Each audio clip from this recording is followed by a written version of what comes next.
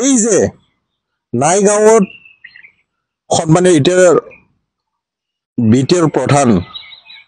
প্ৰমোদ বড়ো ডাঙৰীয়াক যে BPFৰ ফেৰনীয়া গুণ্ডাবিলাকে আক্ৰমণ কৰিলে এই সময়ত কামাল আজাদ ডাঙৰীয়া ক'ত আছিলে আৰু মই তেখেতক আগতে লগ পাইছো হিচাপে ক'ব বিচাৰিছো তেখেতে নিজে হাগ্ৰামা মহিলাক ভয় কৰিছিলে আপোনালোকে নিউজত এইটো বুজাব হাগ্ৰামা মহিলাৰিক প্ৰথমজন ভয় কৰা মানুহ হ'ল কামাল আজাদ আজি তেখেতে হাগ্ৰামা মহিলাক ষ্টেণ্ড দিব বিচাৰে কিয় ভয় কৰিছিল আমি সবে জানো আজি আমি 26টা জাতি জনগোষ্ঠী বিটিআৰত যিবিলাক বসবাস কৰি আছে সকলোৱে জানে সন্মানীয় বিটিআৰ প্ৰধান প্ৰমোদ বড়োৰ নেতৃত্বত 4 বছৰে কোনো ইয়াতে গোষ্ঠী সংঘৰ্ষ হোৱা নাই কিন্তু হাগ্ৰামা মহিলাৰ সময়ত না আদিবাসীসকলে সুখত আছিল বিশেষকৈ ধৰ্মীয় সংখ্যালঘুবিলাকক গোষ্ঠী সংঘৰ্ষৰ নামত যে সেই সময়ত অত্যাচাৰ চলোৱা হ'ল বহুত ধৰ্মীয় সংখ্যালঘুসকলৰ ঘৰবাৰী জ্বলাই দিয়া হ'ল আৰু সংখ্যালঘুসকলৰ এজন ছাত্ৰ নেতা তেখেতক যে কোকৰাঝাৰৰ মজমজিয়াত দিন দুপৰতে গুলীয়া হত্যা কৰা হ'ল কামাল আজাদ ক'ত আছিলে ইয়াৰ উত্তৰটো তেখেতৰ দিয়ক কামাল আজাদে তেখেতে উত্তৰটো দিয়ক লাফিকুল ইছলাম ডাঙৰীয়া কাৰ শাসন কালত কিতিয়া গুলি খাই মৰিব লগা হৈছিলে এইটো মানে ডাইৰেক্ট কোল্ড ব্লাডেড মাৰ্ডাৰ আছিলে এই মাৰ্ডাৰটো কোনে কৰিছিলে এই মানুহবিলাক যিবিলাক গুলি মাৰা মানুহ আছিলে এইটো কোনটো পাৰ্টিৰ মানুহ আছিলে কাৰ লগত আছিলে এইবিলাক কথাও কিন্তু তেখেতে উত্তৰ দিব লাগিব 2008 2012 2014 যি গোষ্ঠীগত সংঘৰ্ষ হ'ল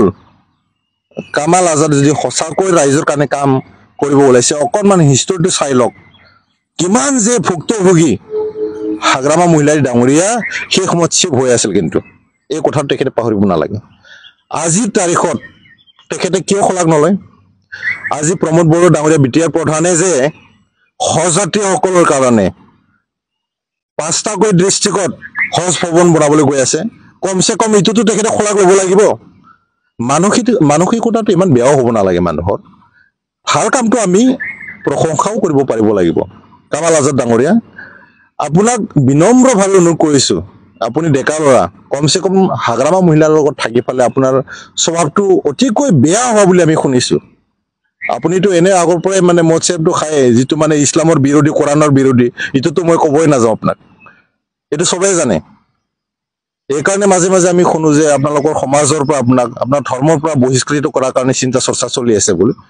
আমি অনুৰোধ কৰিছো যে কামাল আজাদক ইমান মানে বয়কট কৰালৈকে যাব নালাগে তেখেতে চেঞ্জ হোৱাৰ অকমান সময়টো আছে নিশ্চয় মানুহ হিচাপে থাকিব মানুহ সমাধান কৰিব লাগে কিন্তু এই যে ৰাইজক ঠগাই আছে বাৰে বাৰে মিডিয়াৰ উলাই ফালে যে মানুহখিনি মিছলিড কৰি আছে ইয়াৰ সমাধানটো কেতিয়া হ'ব নোৱাৰে আৰু এটা কথা যিসকলে কোৰাণৰ লগত ধৰ্মৰ লগত মানে গাদ্দাৰী কৰিছে তেখেতসকলক কিন্তু আল্লাহে কেতিয়াও ক্ষমা নকৰে সেইটো বহুত ডাঙৰ কথা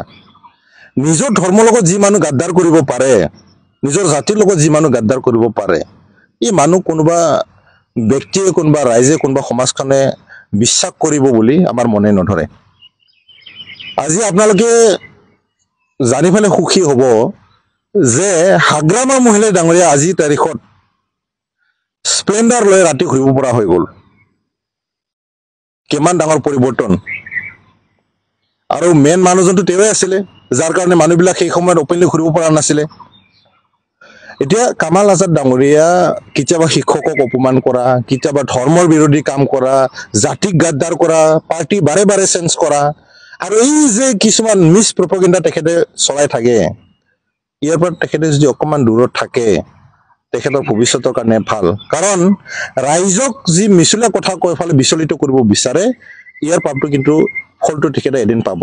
গতিকে তেখেতক ভাল বন্ধু হিচাপে কামাল আজাদ মোৰ খুব ভাল বন্ধু তেখেতে যদি জাতি দ্ৰোহী হয় তেখেতে যদি ধৰ্মৰ বিৰোধী গাদ্দাৰ কাম কৰে শিক্ষকসকলক যদি অপমান কৰে আৰু ফেচবুকত যদি মানুহখিনি মিছলিড কৰিব বিচাৰে কিছুমান তথ্যবিহীন কথা কৈ ফালে গতিকে এই কথাখিনিৰ কাৰণে মই তেখেতক বন্ধু হিচাপে ক্ষমা কৰিব পাৰিলেও ৰাইজে কিন্তু তেখেতক কেতিয়াও ক্ষমা নকৰে আৰু তেখেতৰ দৰে বিশৃংখল মনোভাৱৰ মানুহৰ পৰা ৰাইজে যিমান পাৰে দূৰত থকা